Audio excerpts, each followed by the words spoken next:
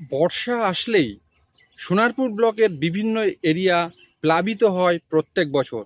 ঠিক এবছরও সেম ঘটনা ঘটছে যে সোনারপুর ব্লকের বিভিন্ন এরিয়া অর্থাৎ সোনারপুর, গঙ্গাজোয়ারা, চৌবাঘা এবং বিদ্যাধরপুর, বারুইপুর, মল্লিকপুর সহ বিস্তীর্ণ এরিয়া কয়েক ঘন্টার বৃষ্টিতে জলমগ্ন হয়ে যাচ্ছে। আমি এখন দাঁড়িয়ে রয়েছি রাজপুর সোনারপুর মিউনিসিপ্যালিটির এরিয়ার যে সোনারপুর ব্লকের তিউড়িয়া খাল। আপনারা দেখতে পাচ্ছেন যে এই খাল সম্পূর্ণ সংস্কারহীনভাবে দীর্ঘদিন ধরে পড়ে রয়েছে। তিউড়িয়া খালের দুরবস্থাটা এইটা সোনারপুর থেকে এসছে। এখানে কার্যত যে গড়িয়া সংলগ্ন যে সমস্ত এরিয়ার জল কার্যত এই খাল দিয়েই পাস হয় এবং এই খাল দিয়ে সোজা চলে যাচ্ছে বারুইপুর উত্তর ভাগে। সেই উত্তর ভাগ থেকে পাম্পিং করে এই খাল থেকে জল পাস করা হয়। এই বর্ষার সময় মূলত এখানে কলকাতা, বাঘাযতীন, যাদবপুর এবং চৌবাগার বিভিন্ন এরিয়া থেকে এই সমস্ত খাল দিয়ে বর্ষার জল পাস হয় এবং সেই জল পাম্পিং করে উত্তর ভাগ পাম্পিং স্টেশন দিয়ে সেটাকে পাস করে দেওয়া হয় নদীতে।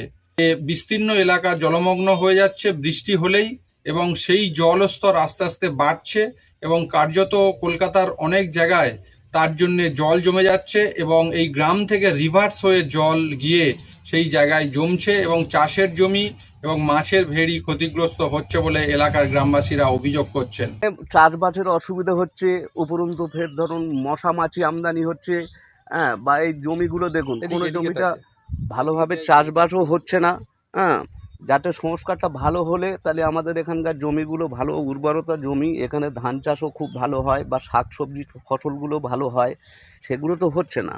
আমরা চেষ্টা করছি যাতে এটা আমাদের অবিলম্বে যদি একটু পরিষ্কার পরিচ্ছন্ন করে দেওয়া হয় তাহলে আমাদের চাষের পক্ষে খুব ভালো হয়। চাষের সমস্যা মানে জল না, এই পরিষ্কার খাল না পয়সা থাকলে চাষও করতে পারছেন না, বা একটা মেশিন বসাতে গেলে সে একটু ঝামেলা, বা চাষ না হলে তো মানুষ তো খেতেও পাচ্ছে না। সেই জন্য করে আমাদের যাতে খালটা একটু পরিষ্কার হয়, লোক একটু চাষ ভালোভাবে করতে পারে। সোনারপুর উত্তরের বিধায়ক দেবাশিস ধরের সাথেও যোগাযোগ করেছিলাম। দেবাশিস ধর যেটা জানিয়েছেন যে আমরা ইঞ্জিনিয়ারদের সাথে বসেছি, একটা প্ল্যানিং করেছি। এই পুরো প্ল্যানিংটা যখন করা হয়েছে, ওদিকে কিছু পঞ্চায়েত এলাকা রয়েছে যে যার কানেক্ট হচ্ছে খালগুলোর বিদ্যাধরী নদীর সাথে, আর এই দিকে ওই আপনার বনহুগলি 1-2 ওদিকের খালগুলো যেগুলো চ্যানেলাইজ করা হচ্ছে সেগুলোর কানেক্ট হচ্ছে ট্রলি নালা থেকে। মাঝখানে রয়েছে পুরসভাটা। তো এখানে জল যেতে গেলে জলের একটা বৈশিষ্ট্য হচ্ছে উঁচু থেকে নিচুতে যায়, কিন্তু এখন এমন একটা অবস্থা হয়ে গেছে উঁচুটা উপরে রয়েছে, নিচুগুলো মানে আমার নিচু মানে শহরটা হয়েছে নিচু হয়ে গেছে, আর পুরসভার অনেক এরিয়া উঁচু হয়ে গেছে। আর পুরসভার মানে আপনার পঞ্চায়েত এরিয়ার অনেক দিকে পুরো ওই খালের ওপরে দোকানপাট বসিয়ে বা বিভিন্ন ঘর বাড়ি বানিয়ে পুরোটা বন্ধ করে দেওয়া হয়েছে।